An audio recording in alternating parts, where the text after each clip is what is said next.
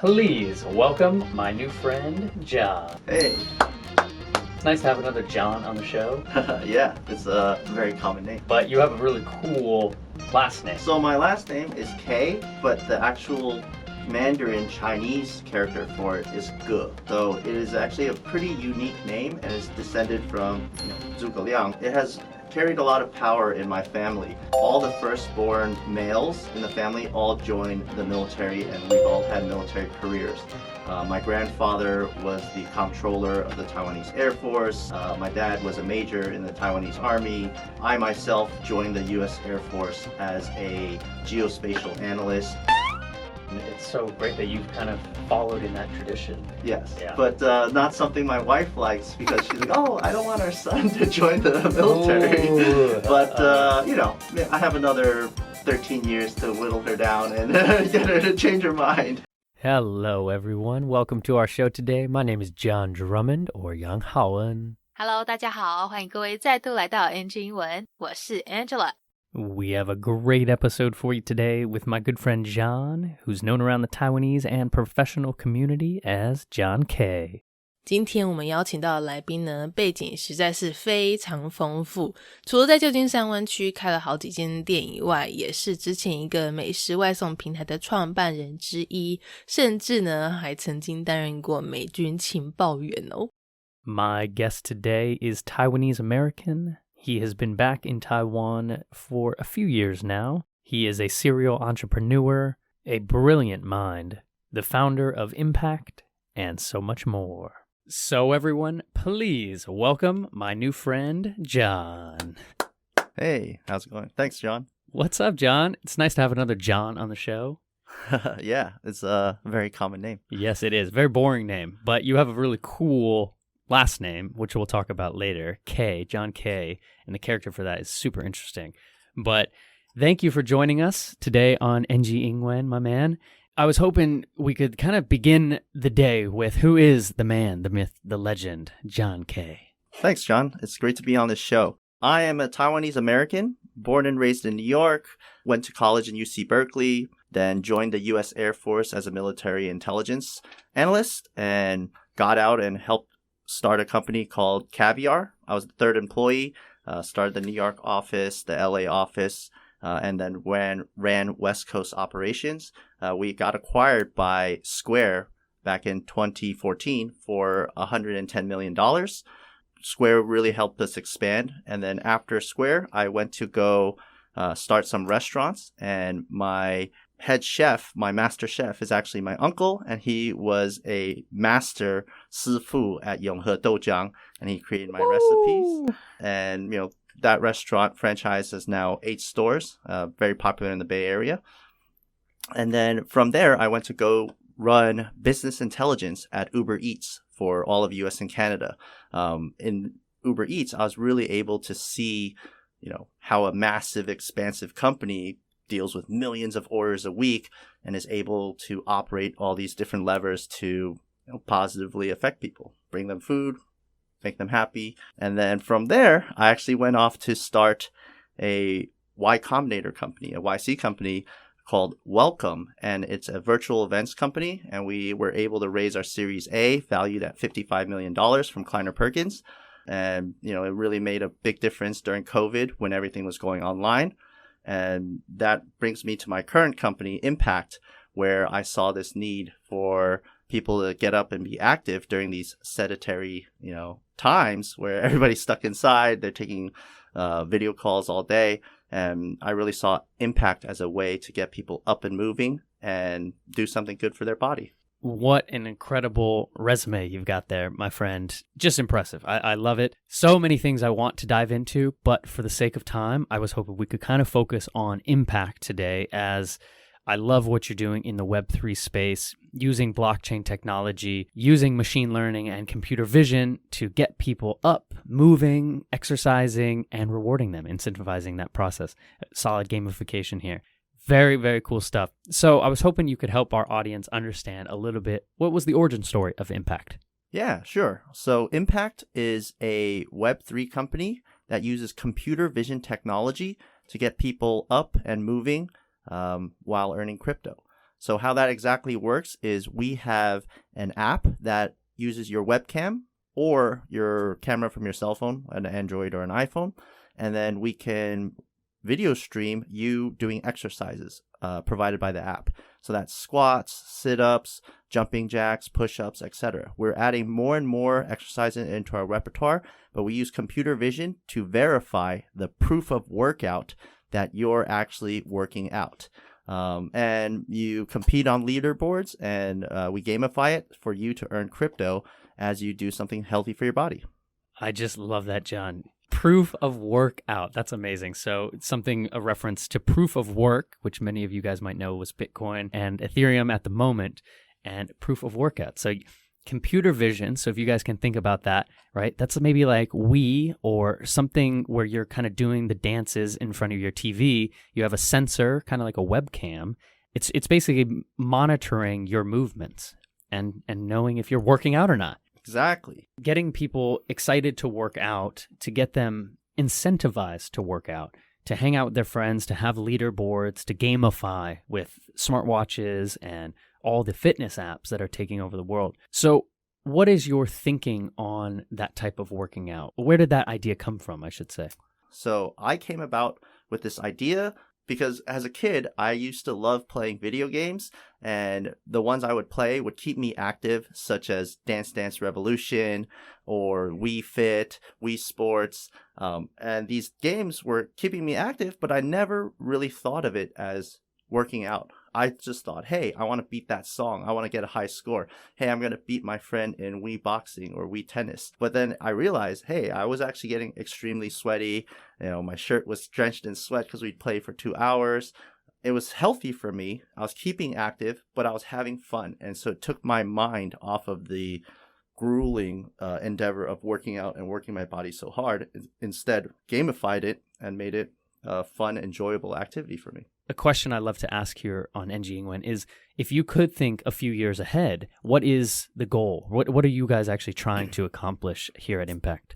The long-term vision is to create a system, a platform for people to build computer vision apps on top of in the Web3 world, in the crypto world. This can be a yoga app. It could be a dance app. It could be teaching you Kung Fu or mimicking Kung Fu moves.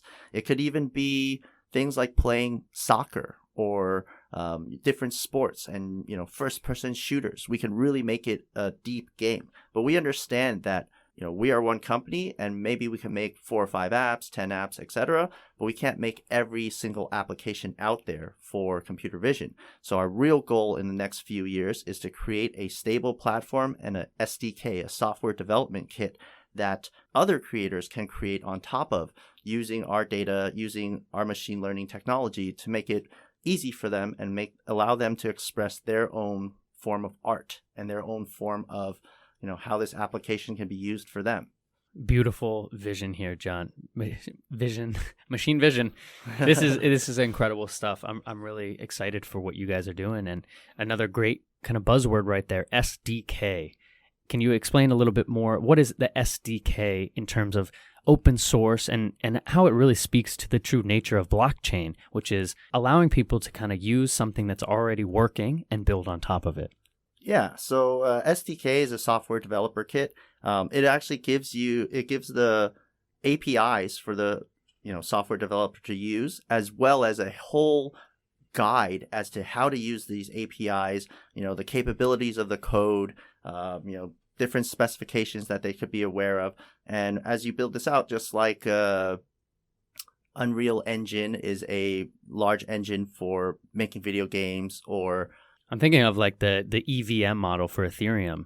Yeah. Kind of like that, right? It's exactly. Like you're going to be the base layer and give everyone the tools with this SDK. Yes. And then they could create anything they want. Exactly. And then everything's going to be, on the blockchain. So it's open, it allows the community to build. It's a very collaborative event. And, people can improve on it, build on top of it, but all the data and information will be publicly available so that people can keep growing this and expand this industry. It's beautiful. It's the true spirit of blockchain, and I just love hearing about it. I wish you nothing but success with this. I'm so honored that we got a chance to meet, and I can't wait to see what you guys create. 节目上半段一开始这边，我们马上就听到很多关于来宾他工作背景的相关资讯，好像是John说的，整个很像在面试报告工作经验。原本在美国空军做情报分析的他呢，除了是之前外送平台 Caviar 的共同创办人之一以外，还跟永和豆浆的师傅亲戚合作，在北加州开了好几间店。他精彩的经历还不止这样哦，后来不但还到 Uber Eats 工作，负责整个北美地区的商业分析，也在创投 Y Combinator 投资下呢，成立了一间视讯会议公司，叫做Welcome。而且刚好因为当时是疫情爆发那一阵子，所以也帮助到了不少民众，让他们在家隔离的时候有平台可以跟外界沟通。那最后也因为这样子的一段经历呢，让他觉得大家都待在家里这样子很不健康，要多运动才对嘛，对不对？要多动，所以就决定呢再度创业，成立现在这间以虚拟货币为主轴的健身平台 Impakt。 好，鼓励大家运动健身，然后顺便赚口口。对，你没听错，就是要让你边动边赚钱。什么？哪有这么好看的事啊？好啦，不是给你现金让你运动现做马上钱现领。这边我们讲的钱其实是虚拟货币。原来他们这间 Impakt 是一间 Web 3.0 的公司，主要呢是透过电脑视觉系统，运用人工智慧呢，从手机或者是电脑镜头来侦测你的动作，然后以侦测到的运动量呢来计算你可以赚多少货币，而且还会有排行榜哦，让你可以跟周遭的人比赛，增加竞争力，增加动力，这样子鼓励大家运动，同时也赚一些外快。不得不说，讲到这边，连我这种对虚拟货币完全冷感的也有一点被说服，内心实在是有点兴趣，很想要来参加这个比赛。反正都是要动嘛，对不对？都是要赚钱，两个一起做12年，好像也还是蛮美败的。好啦，我没有在帮他们打广告，纯粹是跟你们抬杠分享心得。是说大家你们还记得曾经红极一时的那个跳舞机吗？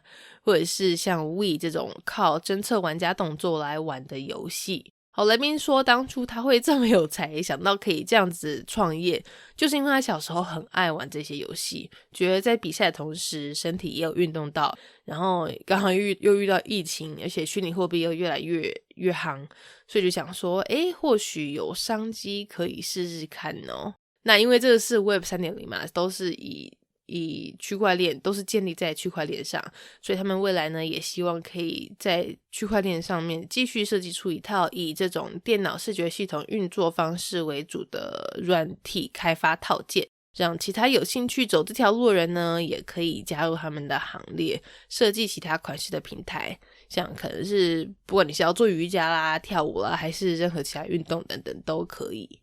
来，这边几个比较专业一点的字我们学一下。前面讲到这个来宾他之前在美国空军担任的军事分析或是军事情报，你可以说 military intelligence。 那如果把军事 military 改成 business 商业的话，变成 business intelligence， 好，就是他后来改行到 Uber Eats 做的这个商业分析。软体开发套件的话，我们软体工程师的听众朋友一定都知道是 Software Development Kit， 好，这3个字的缩写。那 Machine Learning 指的就是最近这几年来越来越发达的人工智慧的一种，一般我们是说机器学习。如果是人工智慧的话呢，不用说大家应该都知道，就是 AI 嘛。好，但你知道它的缩写，它是哪2个字的缩写吗？没错，就是 Artificial Intelligence。Artificial Intelligence。 至于像是跳舞机和 Wii 或者是来宾他们 Impakt 平台这种侦测玩家动作的科技呢，就是刚才一直有提到的 Computer Vision 电脑视觉。好，那我们赶快听下半段吧。 Do you mind if we switch gears though and talk a little bit about kind of the story of John? Sure, that sounds all right by me. Nice, man. And so where should we begin today? I guess I want to know kind of what are you doing back in Taiwan at the moment? Yeah, so I was, living in the Bay Area, had been in tech for the past 12 years or so, and COVID hit. And when COVID hit, I realized that, hey, my kid has been out of school. I have a 5-year-old son, and his being out of preschool for a year during COVID of 2020, we noticed that his learning and his growth and development had slowed compared to, the year prior where he's like in preschool, interacting with kids every day. And so because I am a Taiwanese American and my wife is Taiwanese, we decided that moving back to Taiwan may be the better play, especially because, at the time there were no children's vaccines out. And we're just like, hey, we don't really want our kid to get long COVID or anything like that. Let's just be good parents, responsible parents, move to Taiwan. You are my wife is a Taiwanese citizen. I applied for the gold card, and because of my experience working in tech, I was able to get approved. We came over here. My company is fully remote, and so I'm running this company with over 15 people, but they're all across the world. Some are in Turkey, some are in Egypt. There's a guy in Korea. There's me here in Taiwan. My machine learning engineer is here as well. There's people in Canada. We're all across the world. I'm glad you're here because it's kind of, I've talked with a lot of my Taiwanese friends, especially my Taiwanese American friends, and it's almost like this revitalization of Taiwan right now, because in the past it had been a lot of talent had left Taiwan, brain drain. But with COVID, there was a lot of talent that was coming back, and getting just a lot of cool, interesting people in the same room together can spark a lot of innovation and creativity. So I'm glad you're here. I'm honored you're here. And thinking about that from the language perspective, I know we talked a little bit off air that, Mandarin has been something you've kind of struggled with over your work and life, I should say. But where would you say language now plays a part in your day-to-day life with maybe your son, with your wife, now that you're living in Taiwan? Yeah, so a little history about myself. I grew up learning Mandarin in Chinese schools on Saturdays. And, I took 10 years of it. But I can speak fairly conversationally, pass for a Taiwanese person. But then when it comes to reading and writing, because I haven't practiced it for the past, 20 years or so, then I kind of lost it. And I could just read very basic Mandarin. But now being back in Taiwan, and especially trying to teach my son and have him immerse himself in Mandarin, because we think it will be very advantageous for him to know both English and Mandarin growing up. I've actually been improving my own Mandarin. I have to speak to his teachers, our neighbors. They're teaching me a lot of terms that I would never just come across in everyday conversation with, my parents, which is basically the people that I mainly would speak Mandarin to in the U.S. So it's helped me improve my language skills, and it's also helped me realize that learning your different language skills actually opens up a lot of opportunities for a person. It allows them to be able to communicate their information, their knowledge clearly to other parties. And the more languages the larger swath of people that you can pass your information to. I think it's a great thing that languages have been, spreading through the world, and a lot of people are starting to learn dual languages, maybe 3 languages, etc. It'll only help us become closer as a species, humans, a world, because we're now able to communicate with each other. We're able to clear any discrepancies or differences and understand each other better, and even understand each other's culture better, because the language they use and the grammar, their sentence structure has implications on how their culture also thinks. Beautifully said. Yeah, the syntax of a culture right there. And you touched on something right there, which was so cool, is the more languages we know, the more we get to tap into other knowledge, other cultures, and the way they communicate. And it reminds me of a quote, and I'm sorry, dedicated listeners of my show, something that just speaks to me always is when you speak to a man in his first language, you speak to his heart. When you speak to him in his second language, or third or fourth or fifth, you speak to his brain. And so I think being able to tap into speaking to somebody's heart, which sounds a little esoteric, I know, a little silly, but I think it's very powerful. It's very beautiful. It creates that bond as a human being, as humans, I should say. Nice, man. So thinking a little bit then about Impakt and your company, you said you have nationals from all over the world. Would you say, though, English is still the language of business and tech at the moment? Yeah, I would say so, because code is written in English. And so a majority of my engineers are, or a majority of the people in my company are engineers. And so if they write code, they can speak English. This is a way where we can, a common medium language that we can use to communicate with each other. A couple of them are, in like Romania and Turkey, and they speak Russian to each other because they're of Russian descent. And, that's great. They could communicate there. But when they communicate with a team and they need to work across, 10, 15 people, we commonly use English to be able to understand ourselves. And in fact, some of them actually like hanging out in our online, company socials, because they're like, oh, this helps me improve my English skills beyond just, the coding language that we're communicating to each other for work. But, we will play board games online and such, and it allows them to use a lot more diversified terminology that they wouldn't come across in everyday conversations. Yeah, I love that, John. So cool, because that's what I'm noticing with a lot of my friends who are founders is they're unintentionally creating these language exchanges in their company, and hanging out on your company socials, playing games, chatting about the day-to-day of life, and learning with each other. And so it's beautiful to me. And I think that is the beauty of kind of this remote work concept now that we're all beginning to really embrace, this, kind of work from home, work remote. So very, very cool. One thing I was hoping we could kind of end with today is your last name, because it's so cool. We are kind of boring with our first names as we are both Johns, but John, you have a great last name with your Mandarin last name, which is Keh. Is that correct? Yes. So my last name is Keh, but the actual Mandarin Chinese character for it is Ge. It's 诸葛亮的Ge.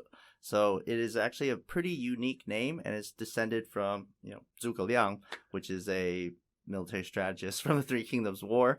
But it has carried a lot of power in my family, as all the firstborn males in the family all joined the military, and we've all had military careers. My grandfather was the comptroller of the Taiwanese Air Force. My dad was a major in the Taiwanese Army. I myself joined the U.S. Air Force as a geospatial analyst, flying drones, Predators and Reapers, looking at satellite imagery, and providing geospatial intelligence and targeting for the U.S. What a powerful name, and it's so great that you've kind of followed in that tradition as all the first males of the K generation. Very cool resume and very cool future vision for your company at Impakt. Can you leave our audience here on NG Ingwen any words of wisdom? If you could go back and talk to a younger John, would there be any advice you give yourself about life, language, business, Web3, anything? I would say just have faith, keep moving forward, keep taking actions. I think the reason I'm at where I am today is because I would just analyze the situation and keep moving forward and keep, taking actions. This Impakt is my fourth company, with the previous three, all very successful, having multiple exits. And the way to make these companies succeed and make my life succeed is just to keep moving forward, keep taking action. You're never going to have the 100% right, perfect answer and perfect action to take. But if you just keep taking actions, then you can reassess, readjust yourself, and then slightly, change to take a better version of that action or whatever is the next logical step. Yeah, man. Love it. Keep moving forward, and congratulations on all your success and all your future success. Where can people find more about your life online or more about Impakt on social media? Yeah, if you guys want to check out Impakt, it's impakt.com. That's impakt.com. And if you guys want to follow our social media, we are Impakt Life. We're on Twitter, Instagram, Telegram, all the different socials. And to find out more about myself, just come say hi to me. I'm on LinkedIn, John Keh, JOHNKEH, and shoot me a message, shoot me a note. And if you're in Taipei, maybe we can grab a coffee. If you're elsewhere in the world, we could jump onto a Zoom call. I love it, man. I love how accessible you are as well. And that is a very beautiful aspect of you. Great, John. Well, thank you for making some time today out of your busy schedule, and we'll talk to you next time. All right. Thanks, John. It was great chatting with you. All right, everyone. We'll talk to you next time. Peace. 下半段这边来宾分享到说，他当初之所以会从旧金山搬来台湾住，说来说去同样也是因为疫情的关系啦。当时美国为了要控制病毒扩散，很多学校很多公司都停班停课，变成都是待在家里。那阵子他儿子可能因为缺少人际互动，整个学习效果变得不是太好，加上那时候也还没有给小朋友的疫苗，所以跟太太就想说，不然来台湾住好了，至少生活都还正常。这边是刚开始之前台湾还没有沦陷的时候。那因为他太太是台湾人嘛，家人都在这边，而且他自己其实本身也是来自台湾家庭的台裔美国人，加上一直以来都是在科技业打滚，就让他顺利申请到了就业金卡，跟太太儿子一起回来台湾。真的好像就像 John 说的一样，在疫情爆发之前，台湾人才外流的情况真的是颇为严重。但那时候在西方国家疫情大爆发之后呢，不是很多人才就回流嘛，或者是就是吸引其他科技的人才申请就业金卡来台湾发展，有点像是变相的在帮助社会经济复苏啦，像他讲的这样子。那么另外来宾他也分享到，以前因为有在中文学校上课，口说沟通方面基本上还行，加上人现在在台湾整个大环境都是要讲中文，所以其实进步了不少。也因为这样子让他大开眼界，了解到说原来双语能力，原来会2种会3种语言呢，比只会1种语言更能够给我们人生带来各种意想不到的惊喜，更能够让来自不同文化不同国家的人呢彼此有更深的认识。像他现在的公司不是说每个员工都是远端工作吗？有的员工在土耳其，在罗马尼亚，在埃及、韩国等等遍布全球，所以英文的沟通能力肯定是有的嘛，加上写程式的话编码又都是英文，对不对？但常常这样的英文能力就会都被局限在软体工程师领域，所以大家就常会参加线上桌游，跟其他国家同事切磋，一来培养团队默契，认识各国文化，二来也可以练一些和写程式无关的英文，整个就变成语言交换了。那最后这边他提到，因为他们家是姓葛，是诸葛亮的后代，家族里的长男呢都是有军事背景的，像他也是空军，他爸是陆军，然后自己又是美国空军。好，毕竟诸葛亮是当年响当当的军事家嘛，对不对？来，大家我们说再见之前呢，先听几个字 revitalization。刚才他们讲到人才回流，说回流这个现象呢，帮助台湾经济复苏的时候，不是用到这个字吗？它这边的用法是名词，有新生复兴的意思。那如果是动词的话呢，就会是 revitalize。那这个所谓的人才外流可以说 brain drain。再来，如果有兴趣想知道怎么用英文表示长男的话呢，可以像这边来宾说的 firstborn male。好， firstborn 指的是头一胎。好，其实它也直接就有长男或是长女的意涵在，只是这里因为他想要强调是男生有从军，所以才有加了一个 male。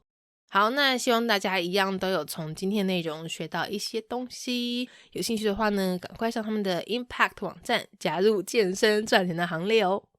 All right, well that is our NG 英文 show for today. We hope everyone enjoyed listening to that. You can connect with us on Facebook, Instagram, YouTube, and now Spotify. You can search NG 英文 or you can search on IG NG English ICRT.